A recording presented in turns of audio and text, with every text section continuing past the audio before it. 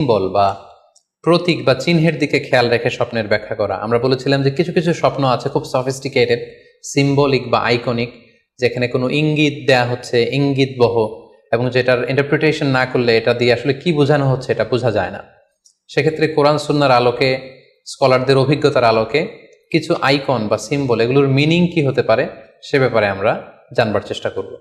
এক্ষেত্রে আমরা বলবো যে কেউ যদি স্বপ্নে রশি দেখে, স্বপ্নে যদি সে রশি দেখে তাহলে এটা গুড সাইন। এটা কেমন যেন আল্লাহর সাথে একটা প্রতিশ্রুতির সাথে সম্পৃক্ত, কারণ আল্লাহ তাআলা কোরআনে ইরশাদ করেছেন ওয়াতাসিমু বিহাবলিল্লাহি জামিআ। আরবিতে রশি আরবি হচ্ছে হাবল, মানে ওয়াতাসিমু বিহাবলিল্লাহি জামিআ, তোমরা আল্লাহর রজ্জু বা রশিকে আঁকড়ে ধরো। তাহলে রশি দেখা মানে এখানে আমরা আল্লাহর ওয়াদাগুলো যেন পূরণ করি, আল্লাহর আনুগত্য যেন আমরা প্রপারলি করতে পারি, এটা ইঙ্গিত করছে। এরপর স্বপ্নে যদি আমরা কাক দেখি, এটা সাধারণত একটা নেগেটিভ সাইন বহন করে, কারণ কাককে আল্লাহ রাসূল সাল্লাল্লাহু আলাইহি ওয়াসাল্লাম ফাসিক বা ফুয়াইসিক বলেছেন। সো আমরা যদি স্বপ্নে কাক দেখি, এটাকে আমরা পজিটিভ কোনো সাইন মনে না করে নেগেটিভ সাইন মনে করতে পারি। তৃতীয়ত, আমরা যদি স্বপ্নে লম্বা কাপড় দেখি, এটা গুড সাইন। কারো গায়ে যদি লম্বা জামা থাকে তাহলে এটা গুড সাইন, আর খাটো জামা থাকলে সাধারণত এটা নেগেটিভ সাইন। এক্ষেত্রে আমরা সহিহ বুখারীর একটি হাদিস উল্লেখ করতে পারি। আল্লাহর হাবিব সাল্লাল্লাহু আলাইহি ওয়াসাল্লাম বলেছেন যে আমার সামনে অনেক মানুষকে পেশ করা হলো, তাদের কারো জামা নাভি পর্যন্ত, কারো জামা হাঁটু পর্যন্ত, কারো জামা পা পর্যন্ত। আর সেক্ষেত্রে ওমরে ফারুককে দেখলাম যে এত লম্বা জামা পরে সে হেঁটে যাচ্ছে, সে তার জামা টেনে টেনে নিয়ে যাচ্ছে। তো সাহাবারা বললেন মা আউয়ালতাহু ইয়া রাসূলুল্লাহ, হে আল্লাহর রাসূল, আপনার এই স্বপ্ন থেকে আপনি কি বোঝাতে চাইলেন? আল্লাহ রাসূল সাল্লাল্লাহু আলাইহি ওয়াসাল্লাম বললেন আউয়ালতুহু আদ-দীন, এটা দ্বারা আমি দিনদারি বোঝাতে চাইলাম। অর্থাৎ যার জামা লম্বা তার মানে তার তাকওয়া বেশি বা তার দিনদারি বেশি। আর স্বপ্নে যদি কারো জামা খুব ছোট খাটো বা জামাহীন অবস্থায় কাউকে দেখা হয়, এটা সাধারণত তার দিনদারি কমে যাচ্ছে বা তার তাকওয়া is decreasing day after day, এটার একটা সাইন বহন করে। পাশাপাশি দুধ, স্বপ্নে যদি কেউ দেখে সে দুধ খাচ্ছে, এটা একটা ভালো সাইন। স্বপ্নে দুধ খেতে যদি দেখা হয় তাহলে তার জ্ঞান বৃদ্ধি পাবে বলে এটা একটা সাইন বা আলামত বহন করে।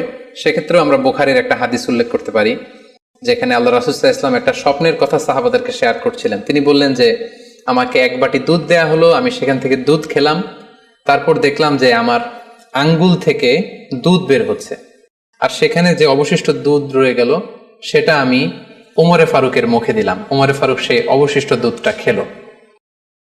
এই স্বপ্নের কথা শুনে সাহাবারা বললেন মা আউয়ালতা বিহি ইয়া রাসূলুল্লাহ, হে আল্লাহর রাসূল, এটা দিয়ে আপনি কি ব্যাখ্যা করলেন?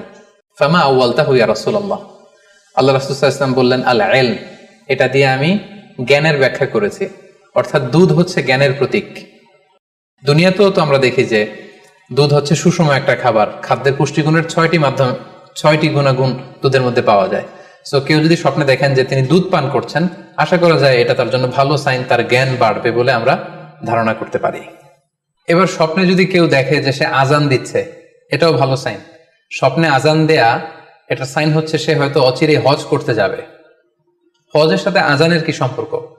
এর কারণ হচ্ছে সূরা হজ্জে আল্লাহ তাআলা সাইয়েদনা ইব্রাহিম আলাইহিস সালামকে যখন বলেছিলেন যে তুমি হজ শুরু করো, তখন তিনি বলেছিলেন ইব্রাহিম তুমি আজান দাও, ওয়া আযযিন ফিন নাসি বিল হজ ইয়াতুকা রিজালা ওয়া আলা কুল্লি দামির ইয়াতিনা মিন কুল্লি ফাজ্জিন আমিক। অর্থাৎ হে ইব্রাহিম তুমি আজান দাও। ইব্রাহিম আলাইহিস সালাম বললেন কোথায় আজান দিব? চারদিকে তো মরুভূমি। আল্লাহ তাআলা বললেন ইব্রাহিম তুমি আজান দাও, এই আজানের আওয়াজ বা শব্দ পৃথিবীর সবার কানে আমি পৌঁছে দেব।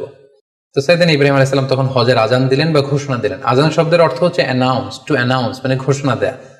সো আপনি যদি স্বপ্নে দেখেন যে আপনি আজান দিচ্ছেন বা কেউ আজান দিচ্ছে, তাহলে সে অচিরেই হজ করবে বা হজ রিলেটেড কোনো একটা ব্যাখ্যা হতে পারে। এভাবে আজানকে হজের সাথে সম্পৃক্ত করা হয়েছে এবং এটা ভালো একটি স্বপ্ন। এবার স্বপ্নে যদি কেউ গর্ত দেখে যে সে গর্ত খুঁড়ছে বা তার জন্য কেউ গর্ত করছে, এটা ষড়যন্ত্রের সাথে সম্পৃক্ত। কেননা আরবি প্রবাদে আছে যে মান হাফারা হুফরাতান ওয়াকা ফিহা, কেউ যদি কারো জন্য গর্ত করে তাহলে সেই গর্তে সে নিজে আগে পড়বে। তাহলে গর্ত করা মানে অনেকটা কারো বিরুদ্ধে শত্রুতা করা বা ষড়যন্ত্র করার একটা চিহ্ন বহন করে। এবার স্বপ্নে যদি কেউ নৌকা দেখে বা শিপ দেখে, জাহাজ দেখে যে সে জাহাজে আরোহণ করছে বা নৌকায় আরোহণ করছে, এটা তার জন্য একটা ভালো সাইন। সে কোনো বিপদ থেকে মুক্তি পাবে বলে ধারণা করা যেতে পারে।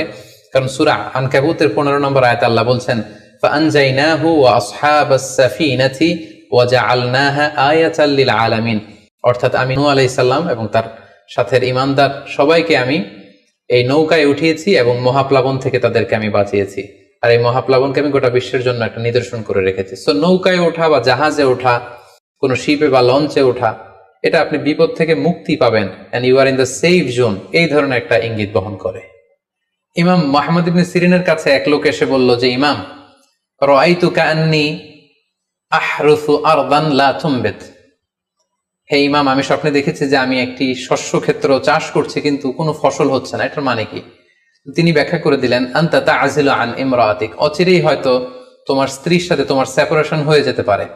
কারণ কোরআনে স্ত্রীকে শস্য ক্ষেত্রের সাথে তুলনা করা হয়েছে মেটাফরিক্যালি। সূরা বাকারার 223 নম্বর আয়াতে আল্লাহ বলছেন, নিসাউকুম হারসুল লাকুম ফাআতু হারসাকুম আন্না শি'তুম, অর্থাৎ তোমাদের স্ত্রীরা হচ্ছে তোমাদের শস্য ক্ষেতের মতো, তোমরা যেভাবে খুশি এই শস্য ক্ষেত্রটাকে সুন্দরভাবে চাষাবাদ করতে পারো।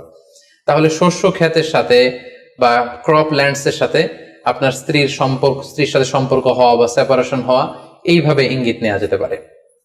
সবশেষে একটি ঘটনা উল্লেখ করার মধ্য দিয়ে আমরা এই সিম্বলিক বা আইকনিক ব্যাপারটা শেষ করতে চাই। সেটি হচ্ছে, ব্যক্তির ভিন্নতার কারণে কিন্তু স্বপ্নের ব্যাখ্যাও ভিন্নতা হতে পারে।